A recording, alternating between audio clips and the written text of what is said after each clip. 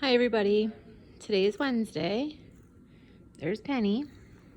We're going to read a little bit of Humphrey. We're going to read chapter 5 called Miranda in Trouble. We have to think back to what happened yesterday. When we're reading a chapter book, we always have to think back to the chapter from yesterday because there's no pictures for us to go back and look at, right? There's no pictures. So let's think back what happened. Humphrey lives in a cage in a classroom on the windowsill, okay? And he has a lock that doesn't really lock. And even though from the outside it seems like it's locked, he can still get out. So what he did yesterday was he got out of his cage after school when nobody was in there. And he was down on the ground, hopping around. And Aldo came in. Aldo is the cleaner. Okay. So he came in and he found Humphrey on the ground. He picked him up and he put him back in his cage and he locked the door and he locked it with a paper clip so that Humphrey couldn't get out. And he left Mrs. Brisbane a note. And do you remember what that note said? It said, "Dear Mrs. Brisbane, whoever takes care of Humphrey did not do a good job because Humphrey's cage was open." And that's not true, is it?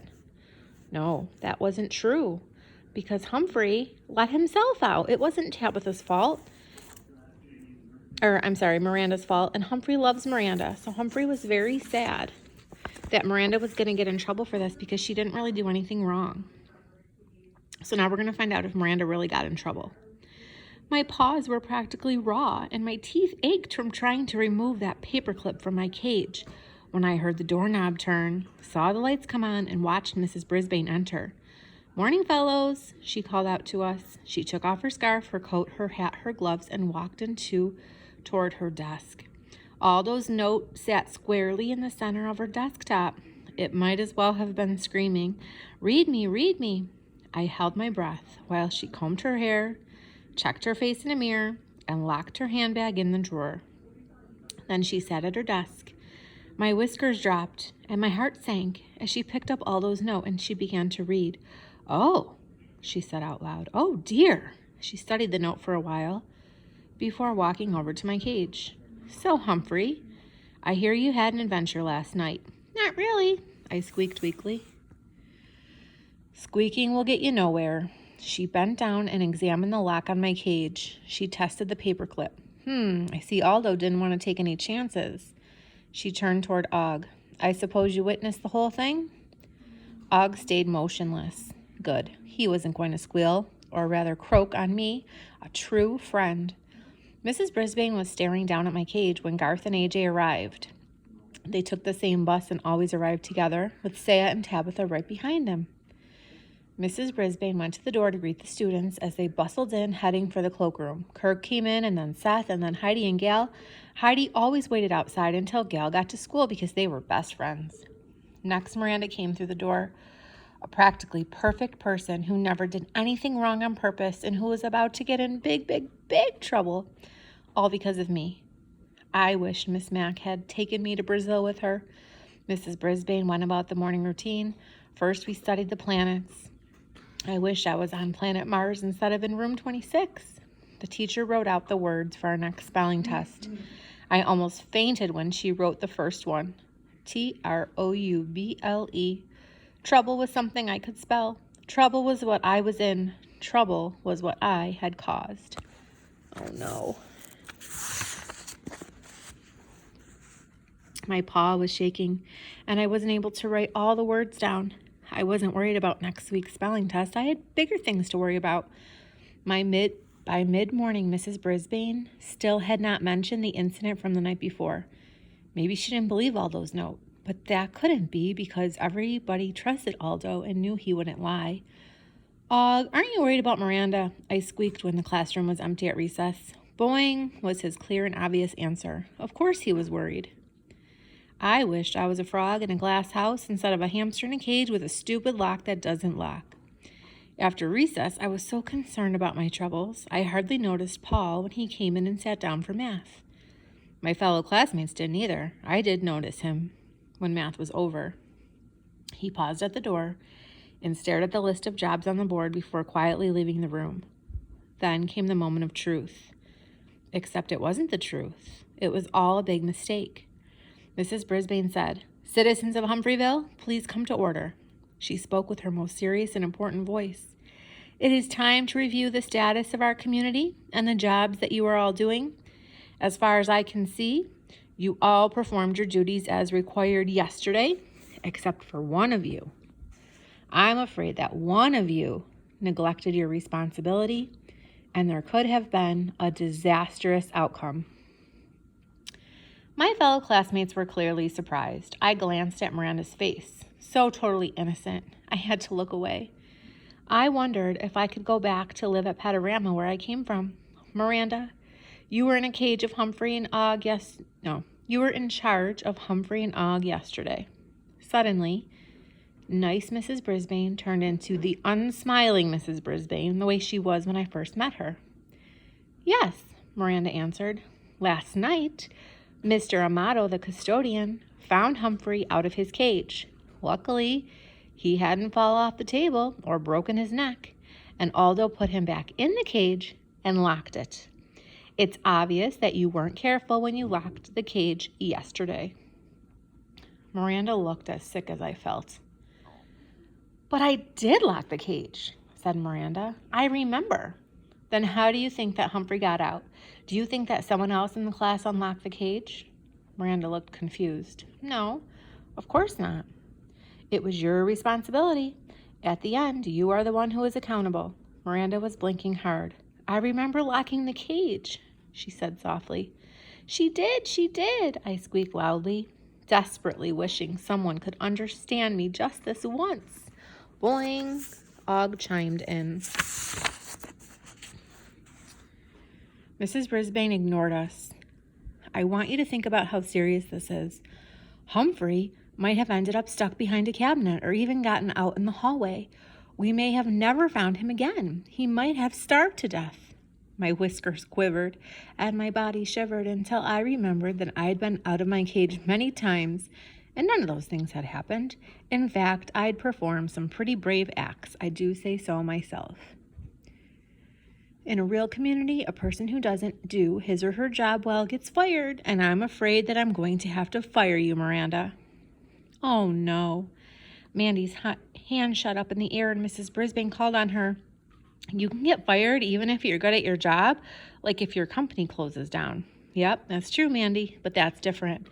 Miranda is losing her job because she did not fulfill her responsibility," said the teacher. "Now, Kirk, I'll make you the animal keeper." Kirk made a great roaring noise like a lion. A few kids giggled. Mrs. Brisbane did not giggle.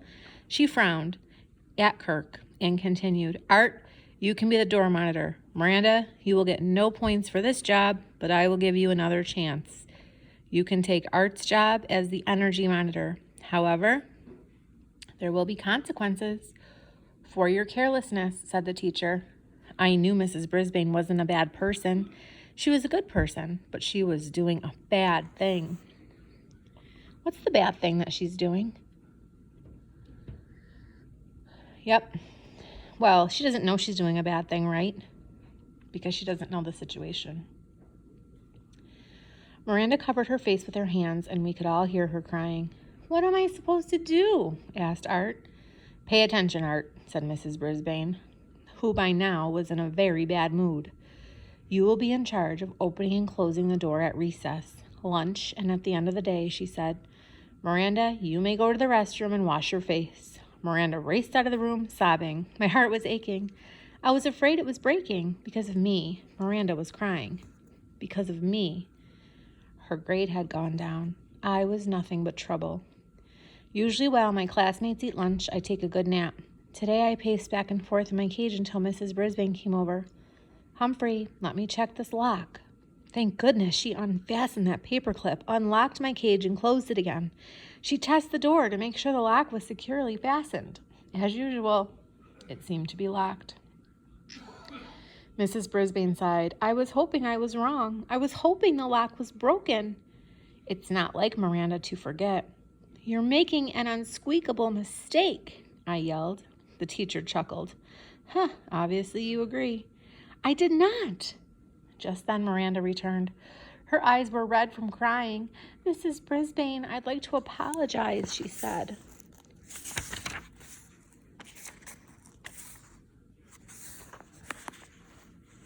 "Thank you, Miranda, but I still have to switch your job." "I know.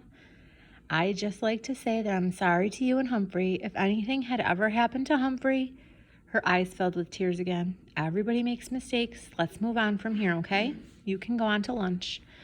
Miranda nodded and went to get her lunch bag. When she returned from the cloakroom, she stopped by my cage and whispered, "I'm so sorry, Humphrey." What Mrs. Brisbane said was true. Everybody makes mistakes. Only in this case, it was the teacher making the mistake, not Miranda. And it's all because of me.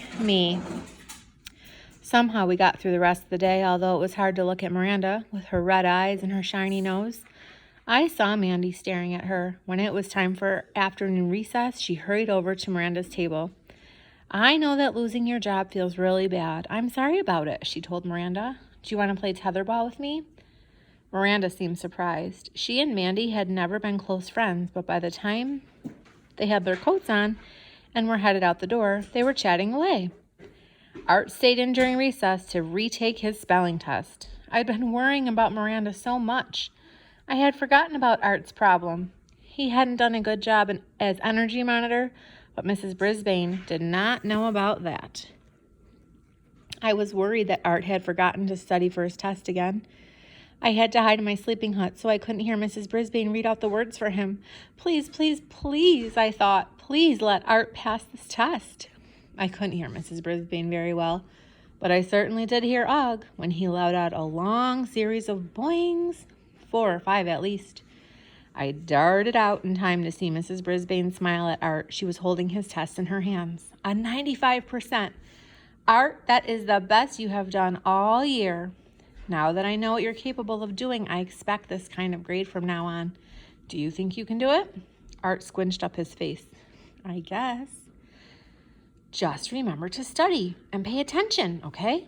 Art nodded and got out of the classroom as fast as he could. "Whew! Well, Og, he did it," I told my neighbor. He took a deep breath and splashy dive into the water of his tank, which meant he was feeling as happy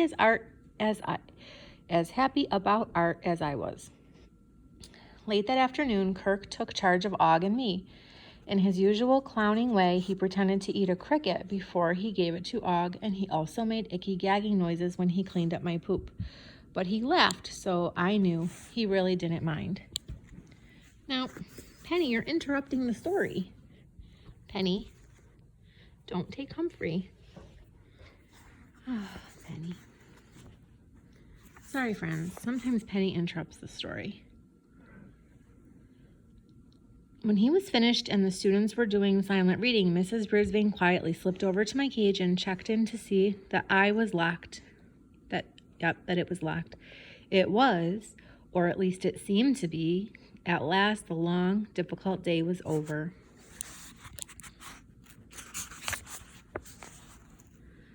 I was greatly relieved when Miranda waited until everyone had left the classroom and carefully turned off the lights.